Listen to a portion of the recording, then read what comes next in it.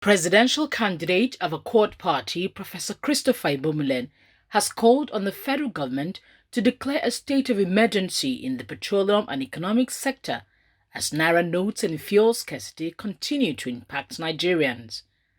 The presidential candidate made the call during a news briefing at the party's national secretariat in Abuja.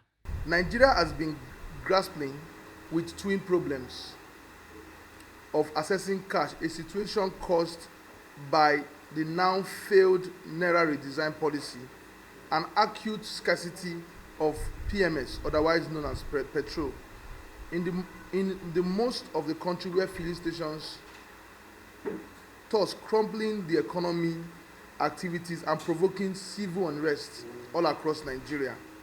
The situation has now fueled speculations that the general election, originally fixed for February 25th and March 11th this year, might be postponed, as unconfirmed reports claimed that there are clandestine plots to use this uncertainty to foster by the ongoing crisis to truncate the election.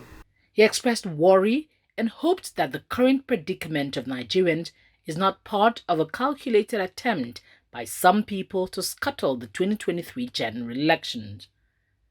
He then charged government to look into the situation, which he says is causing unrest in several parts of the country. We know that what is currently happening in Nigeria is a calculated attempt by some group of people to ensure that Nigeria do not have a democratically elected president, a democratically elected candidate for the next election. So we want to call on the government to yield to the cry of the people to ensure that, especially the fact that tomorrow is the deadline for collection of the old cash. What would happen to Nigeria after 10th? Because some persons are still surviving based on the availability of old cash.